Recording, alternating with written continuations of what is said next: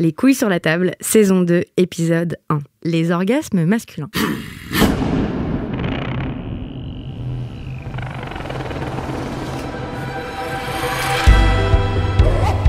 Cet été, j'ai pris le temps de lire, de danser, de voir des amis et de beaucoup parler de sexe.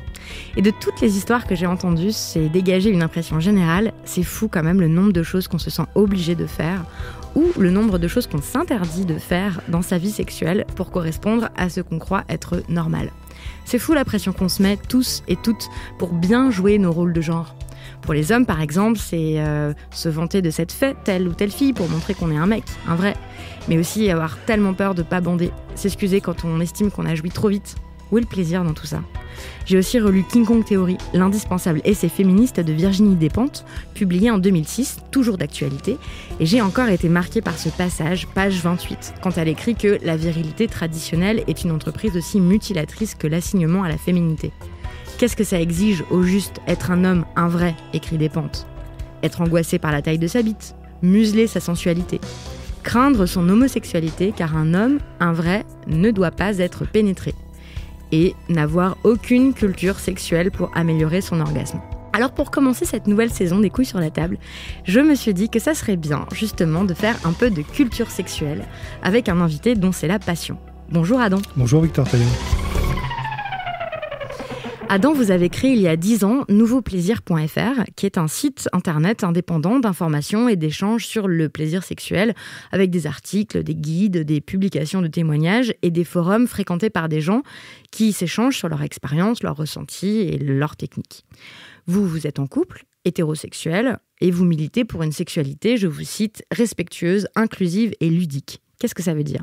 Eh bien, ça veut dire que j'ai créé ce site pour pouvoir passer de l'information, en fait, et puis informer les gens sur toutes les sexualités, y compris toutes les pratiques.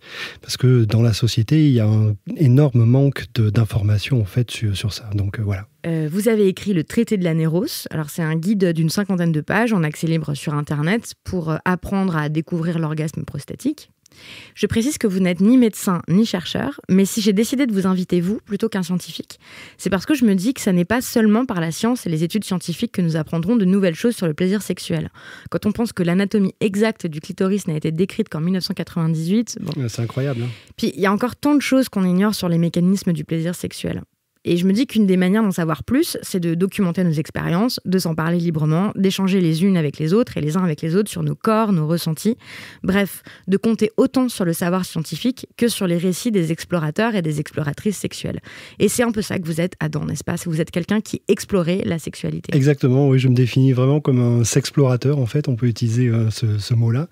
L'idée, c'est... moi, j'ai toujours été attiré par la sexualité, en fait, et je me suis rendu compte que finalement, elle était très faible, en fait. C'est-à-dire qu'on avait une sexualité classique. Qu'est-ce que c'est la sexualité classique hétérosexuelle ? C'est une sexualité où il y a finalement assez peu de préliminaires et puis qui est très centrée sur le coït. Donc déjà, rien que le fait qu'on appelle certaines pratiques des préliminaires au sens de préliminaires à ce qui serait le plus important, c'est-à-dire un coït pénis-vagin. Ça en dit long sur ce qu'on considère comme étant normal et optimal. Exactement, et donc la sexualité masculine est vraiment très orientée sur son propre plaisir aussi, sur le plaisir venant du pénis et l'éjaculation, l'orgasme éjaculatoire. Et quand j'ai s'exploré et essayé de découvrir d'autres pratiques, je me suis rendu compte que le nombre d'orgasmes pouvait être largement supérieur et à ça, à juste l'orgasme éjaculatoire. Et donc, j'ai voulu explorer et puis parcourir différents chemins qui ne sont pas forcément évidents. Alors, avant de commencer à les détailler un par un, est-ce que vous pouvez nous dire combien il y a d'orgasmes masculins ? Alors, je ne peux pas le dire combien de manière exacte, parce qu'on ne peut pas les dénombrer. Par contre, ce qui est sûr, c'est qu'il y en a beaucoup. On peut commencer par l'orgasme éjaculatoire, ça, tous les hommes le connaissent, hein, c'est l'orgasme classique. Après, il peut y avoir des orgasmes type prostatique, c'est-à-dire l'orgasme que l'on a à partir de la prostate, et puis tout un tas d'autres orgasmes, par exemple des orgasmes du lobe des oreilles ou des tétons, et ainsi de suite. Est-ce qu'on peut aussi rappeler la différence entre la jouissance et l'orgasme, entre avoir un orgasme et jouir ?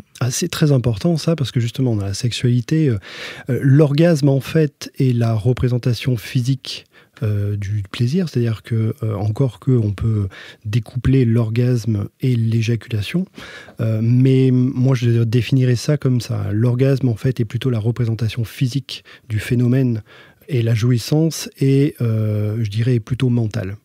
En fait, c'est le plaisir que l'on a. Donc on peut totalement découpler les deux et avoir beaucoup de jouissance sans forcément d'orgasme et avoir un orgasme sans jouissance. Ou avec très peu. Donc c'est des orgasmes qui sont moyennement agréables. Oui, typiquement, un homme peut très bien se masturber fort et rapidement et avoir un orgasme en quelques, on va dire, dizaines de secondes. Hein.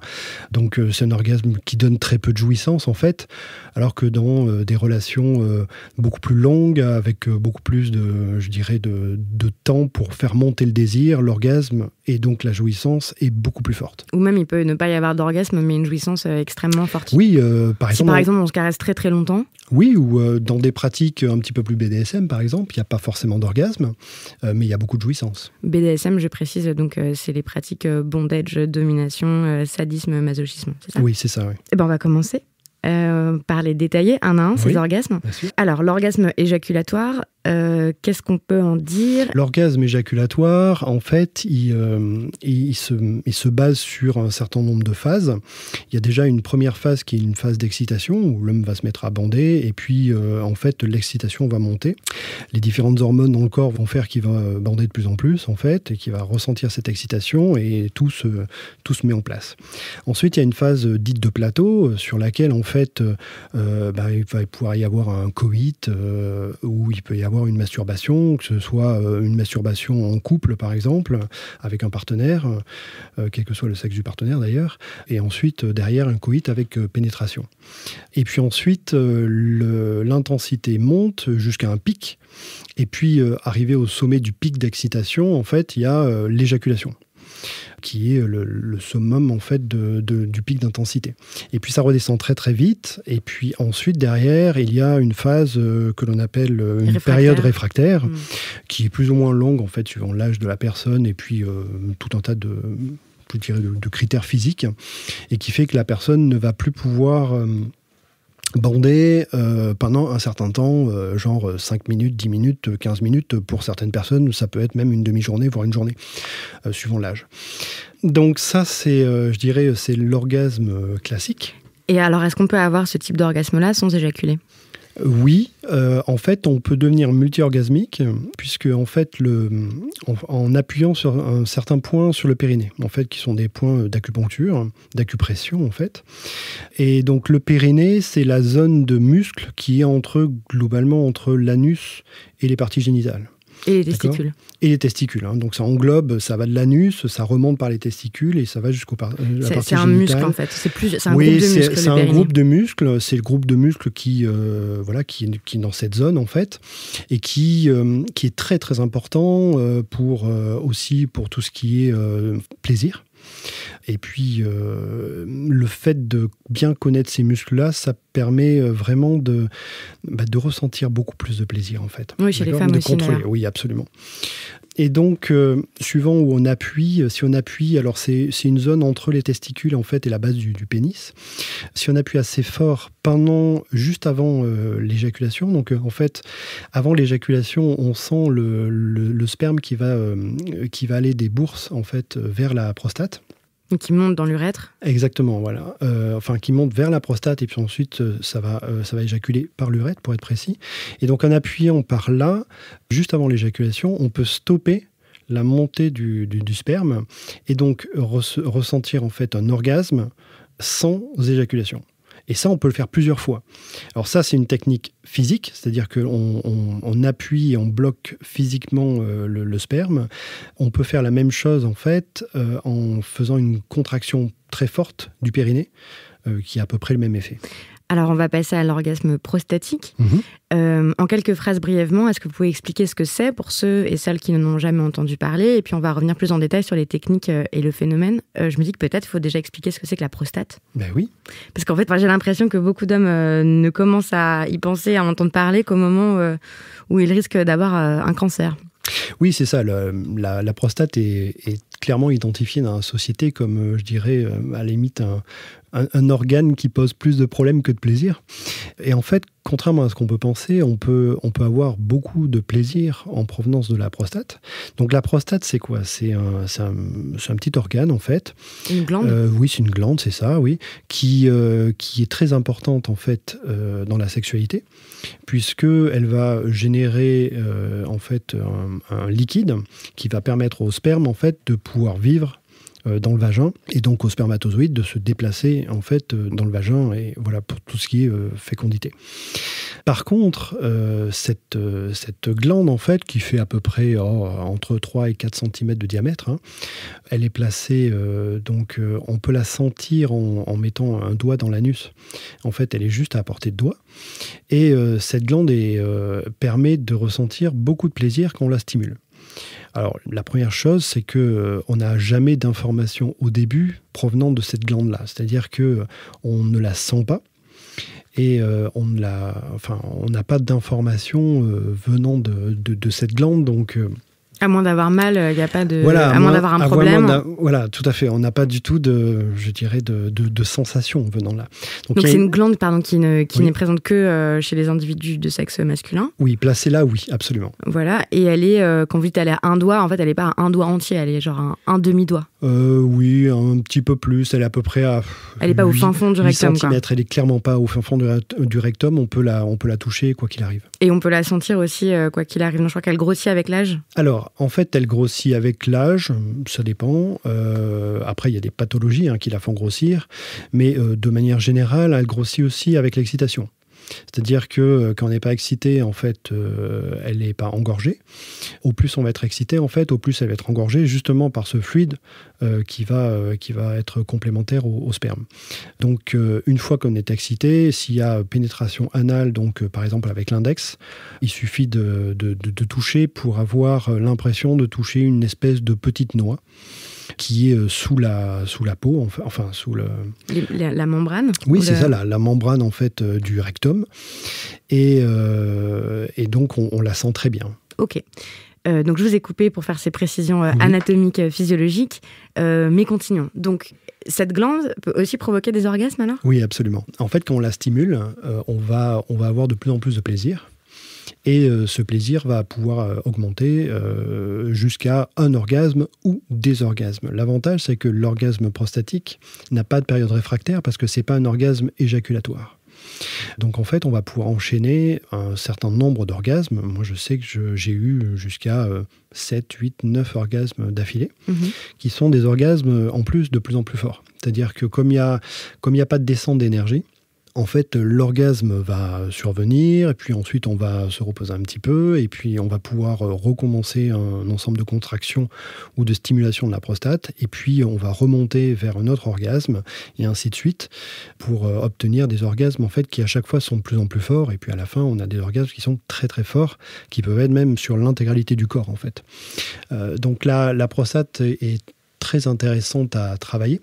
Alors bien évidemment, ça engendre tout un tas de questionnements sur... notamment chez les hommes hétéros, puisque quand voilà. même c'est un grand interdit dans les normes viriles, c'est d'être pénétré. Si c'était pas un problème d'être pénétré, enculé serait pas une insulte, ou alors on l'utiliserait autant que enculeur, par exemple. Or, on sait tous que enculeur, c'est pas une insulte, alors que enculé, c'est une insulte. Donc on a le droit de pénétrer, mais pas d'être pénétré quand on est un homme. Alors, ça, c'est la grosse question qu'on me pose toujours. Oui, parce que, alors voilà, vous faites des ateliers. Oui. Avec une sexothérapeute. Absolument. Où vous apprenez à des couples à découvrir le plaisir prostatique. Oui, Et vous m'avez dit que les hommes vous posent toujours la même question. Il y a deux grosses questions qui sont posées. La première question, en fait, c'est la question de propreté. Ça pose un vrai blocage là-dessus, sachant qu'il n'y a pas de problème particulier en fait. La plupart du temps, le rectum est propre, donc avec un certain nombre de précautions, il n'y a pas de problème de propreté. Mais la grosse question, c'est l'orientation sexuelle en fait. C'est-à-dire que dans la société, dans les croyances et dans la manière que la société présente le plaisir anal, eh bien, les hommes identifient ça comme de l'homosexualité. Ce qui n'a strictement rien à voir, en fait. Parce que d'un côté, il y a une pratique sexuelle, une pénétration anale, Et de l'autre, il y a une orientation sexuelle, c'est-à-dire, moi en tant qu'homme, je suis attiré par d'autres hommes. C'est absolument pas lié. Donc on peut très bien être hétérosexuel et avoir une sexualité anale, je dirais, tout à fait convenable et riche, sans avoir des attirances homosexuelles. Mais les hommes vous disent, est-ce que si j'aime le plaisir anal, je vais devenir homosexuel ? Ah, clairement. Ils vous disent ça ? Oui. Okay. Ils ont très très peur. Ils ont très très peur. Ah oui, j'en profite aussi pour citer cette comparaison de Maya Mazorette qui dit, pour les hommes qui hésitent et qui ne veulent pas du tout entendre parler de leur prostate, elle dit vous avez le droit de passer à côté, de même que vous pouvez ne jamais utiliser une pièce dans votre appartement, mais bon, c'est un peu dommage. Donc voilà, ça existe. Et une fois dépassé cette limite-là de... mais en fait, je peux pas supporter l'idée d'être pénétrée, est-ce que je vais devenir gay, etc. Les choses intéressantes commencent. Donc... comment est-ce qu'on obtient un orgasme prostatique ?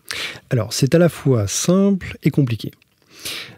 C'est simple parce qu'on sait où est la prostate et on sait qu'il faut la stimuler, typiquement à l'aide d'un doigt ou à l'aide d'un ce qu'on appelle un masseur prostatique. Il y en existe de différents types, c'est une typologie de sex toys. Il y en a des vibrants, il y en a des non vibrants.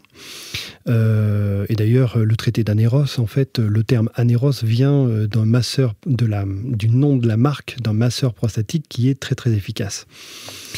Qui à la base, pour la petite histoire, c'est un dispositif médical qui était utilisé pour faire des massages de la prostate pour des hommes qui avaient une prostatite, donc une inflammation de la prostate. Donc vous conseillez d'utiliser un masseur prostatique ? Alors oui, le masseur prostatique, en fait, il est très intéressant pour les hommes seuls.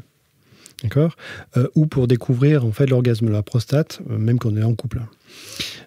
Ensuite, on peut aussi, quand on est en couple, avoir son partenaire qui fait un massage de la prostate à la main. Donc on va dire, c'est deux manières de faire. Ok, mais pour découvrir le plaisir prostatique, vous pensez que c'est plus simple de le faire tout seul et avec un masseur prostatique ? Oui, parce que, alors, pour fermer la parenthèse et revenir à ce que je disais, en fait, la prostate, comme c'est une glande interne, le cerveau ne reçoit pas d'informations, la prostate. Donc en fait, on a tout simplement, quand on stimule la prostate au début, le cerveau ignore toutes les informations, parce qu'évidemment, il y a des nerfs sur la prostate et autour de la prostate, mais par contre, le cerveau les ignore. Donc c'est parce que le cerveau marche comme une grosse passoire, en fait. Toutes les informations qui viennent du pénis, de la peau, et ainsi de suite, sont des informations qui sont prises en compte par le cerveau, analysées et transformées en est-ce que c'est du plaisir, est-ce que c'est de la douleur, est-ce que c'est quelque chose de normal ou est-ce que c'est quelque chose d'anormal. Venant de la prostate, en fait, ces informations étant intérieures, le cerveau a pris l'habitude depuis qu'on est tout petit, de totalement ignorer ces informations et de les jeter à la poubelle du cerveau.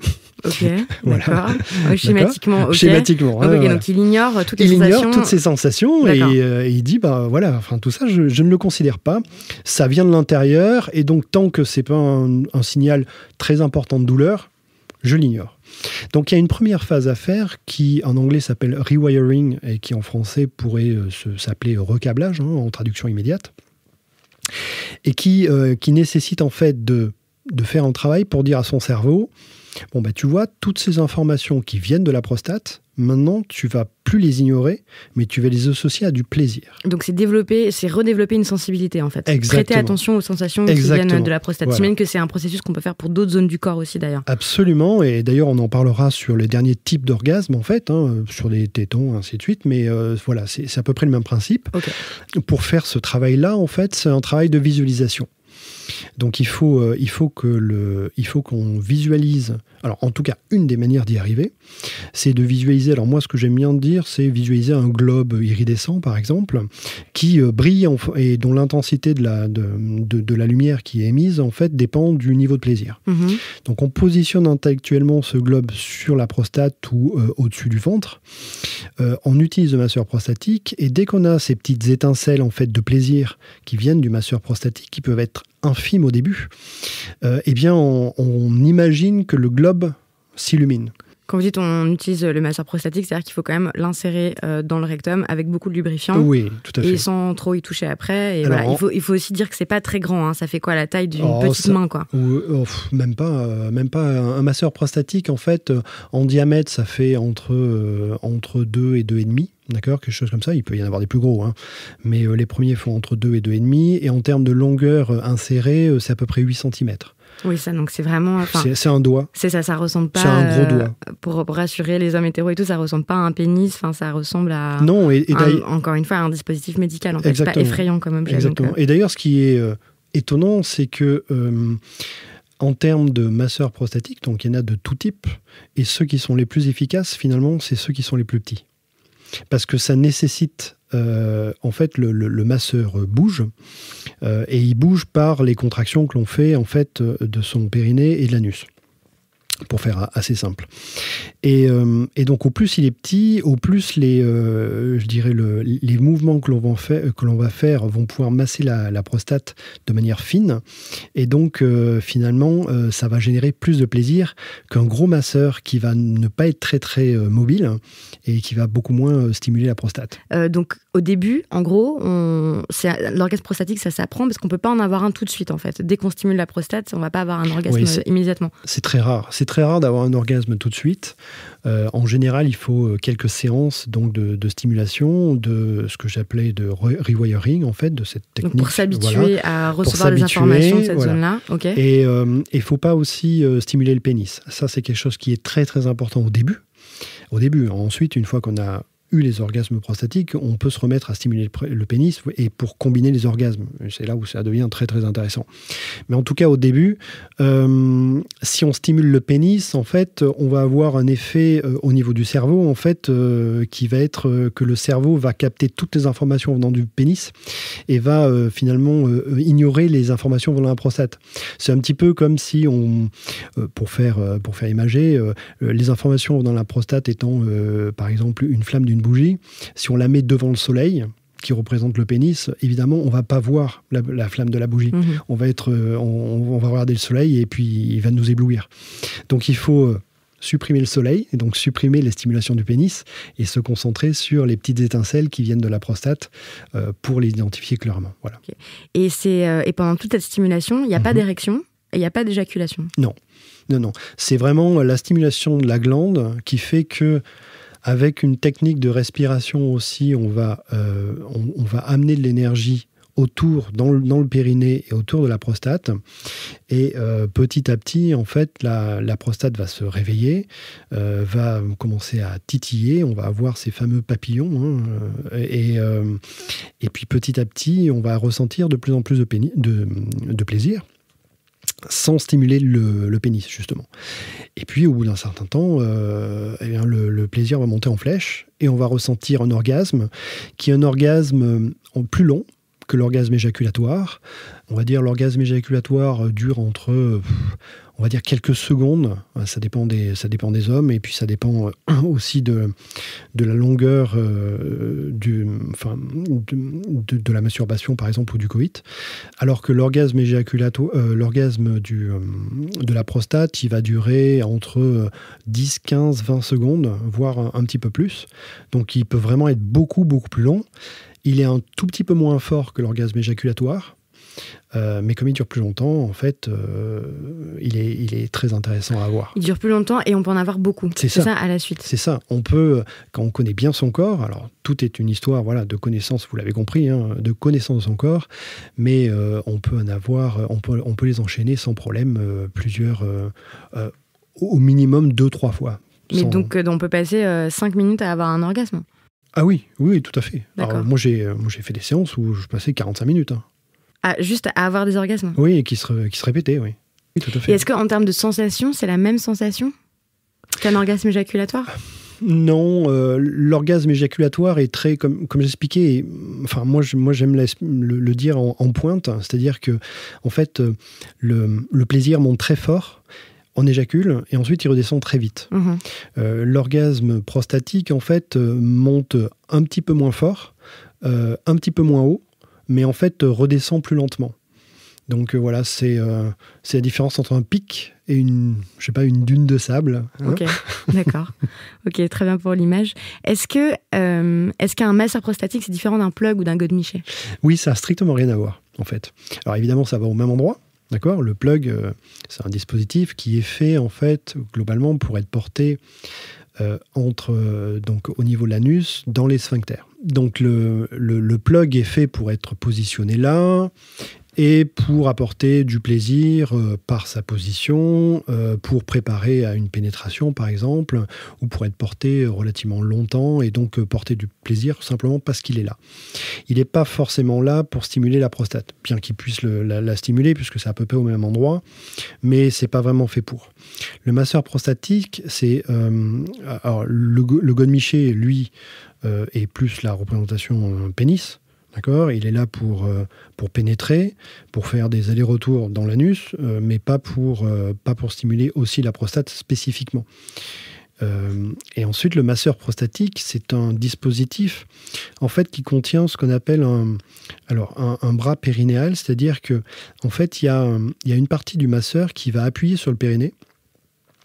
Et une partie du masseur qui va être donc insérée dans l'anus et qui va, évidemment, comme c'est inséré dans l'anus, en fait, il y a une de ces parties qui est en biseau et qui va se positionner au niveau des sphincters.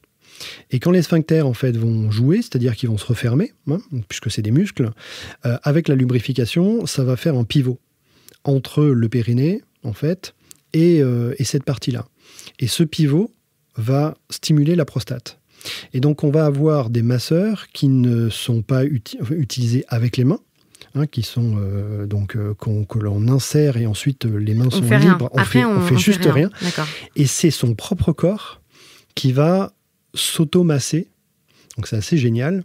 Et d'ailleurs, c'est très important ça parce que le massage prostatique, qui est l'orgasme de la prostate, vient, je dirais, du lâcher-prise. Et en fait, on n'arrive pas à voir, et ça c'est un gros problème pour les hommes sont souvent dans le contrôle. Et l'orgasme prostatique vient du lâcher-prise. Voilà. Mais c'est très compliqué parce que les hommes veulent vraiment avoir un orgasme, parce que c'est tellement facile pour eux d'avoir un orgasme éjaculatoire qu'ils veulent, je dirais, avoir cette facilité sur l'orgasme de la prostate. Or, moi, j'ai eu ce problème. Au début, je me suis massé. J'ai fait plusieurs séances, je ne sais plus combien, on va dire 5-6, et j'arrivais pas. Et puis, la dernière séance, en fait, je me suis dit, bon, ok, de toute façon, c'est agréable, je le fais et j'attends rien. Et c'est dans cette séance-là que j'ai eu mon premier orgasme prostatique. C'est un petit peu quand on regarde quelque chose, en fait, et qu'on le voit qui est hors du champ de vision, et que quand on regarde, en fait, là où on a vu la chose, en fait, on la voit plus. L'orgasme prostatique, c'est comme ça. Finalement, en vous entendant, je continue de penser que les orgasmes masculins, contrairement à leur réputation, sont aussi complexes que les orgasmes féminins, qui ont la réputation d'être mystérieux, inatteignables, alors que, en gros, les orgasmes pour les garçons, ce serait très simple à atteindre et on se poserait pas de questions, alors qu'en fait, non, c'est tout aussi riche en réalité. Ah, bien sûr. Oui, on a tendance à considérer que l'orgasme éjaculatoire, et donc du coup, voilà, c'est simple, mais en fait, le corps est riche et complexe. Et je pense qu'il y a vraiment autant d'orgasmes chez les femmes que chez les hommes. Vous pensez qu'on a autant de potentiel de plaisir, les hommes et les femmes, ou pas ? Ah, clairement, oui. Ah, oui.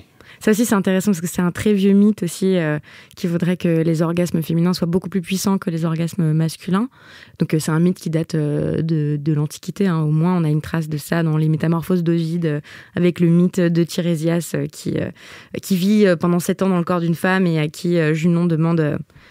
qui a la plus grosse jouissance des femmes ou des hommes, et lui il dit les femmes, et on a hérité de cette croyance-là, mais les dernières études montrent que en fait, par imagerie cérébrale, qu'il y a très très peu de différence dans l'intensité des plaisirs ressentis par les hommes ou par les femmes. Donc, ouais, ça m'étonne pas du tout. Ça m'étonne pas du tout, et je pense que ce qu'il faut simplement, c'est que les hommes, et les femmes d'ailleurs, prennent du temps pour s'explorer. C'est-à-dire c'est trop facile d'avoir une sexualité, je dirais, classique, de faire quelques préliminaires, pouf, un coït, et puis dodo. Alors, évidemment, je schématise en disant ça. Mais c'est quand même ça qui est le scénario majoritaire. Voilà, exactement, ouais. Et c'est comme ça que la sexualité d'énormément de personnes, alors en France et ailleurs, se déroule. Pour terminer, Adam, quelle est l'œuvre artistique que vous avez envie de recommander aux auditrices et aux auditeurs ? Alors, ce que je recommanderais, en fait, c'est un livre. C'est un livre qui a été écrit par Mantak Chia, qui s'appelle L'homme multi-orgasmique, et qui est finalement un livre très intéressant à lire, puisque il parle des différents orgasmes dont j'ai parlé, pas tous, mais en tout cas donne vraiment beaucoup d'explications là-dessus. Et donc c'est un livre qu'il faut avoir sur sa table de chevet quand on veut s'explorer et cheminer autrement.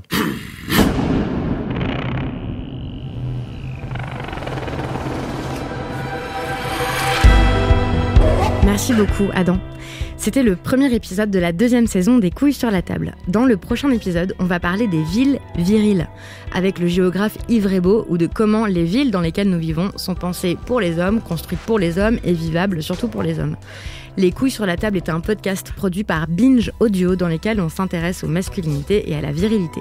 Vous pouvez retrouver les épisodes précédents sur Deezer, Spotify et toutes les applications de podcast sur vos téléphones, tablettes et autres ordinateurs. Si cet épisode vous a plu, parlez-en autour de vous et n'hésitez pas à le dire sur les différents réseaux sociaux, Twitter, Facebook, Instagram, etc. Vous pouvez toujours m'écrire à lescouillessurlatable@binge.audio. J'adore vous lire et cette saison, je vais vous donner la parole. Je vous souhaite de joyeuses explorations, d'intenses découvertes et toutes sortes d'aventures plaisantes. Binge. Ah oui, et aussi, je voulais vous conseiller les nouveaux podcasts qu'on a créés cette année à Binge Audio. Il y en a un que j'adore, c'est Kif Taras, présenté par Rokhaya Diallo et Grace Lee. Salut Grace. Salut Victor. Salut Rokhaya. Salut Victor. Alors de quoi ça parle, Kif Taras ? Comme son nom l'indique, ça parle de kiff, mais ça parle surtout de questions raciales, mais sur un ton convivial, conversation. Entre copines comme on parle de mes expériences en tant qu'asiatique. Mes expériences en tant que femme noire, et on parle évidemment des autres, des arabes, des blancs, des roms, on se prive pas. Et c'est disponible sur binge.audio et sur toutes les applications de podcast, Deezer, Spotify, sur vos tablettes, vos téléphones et autres ordinateurs.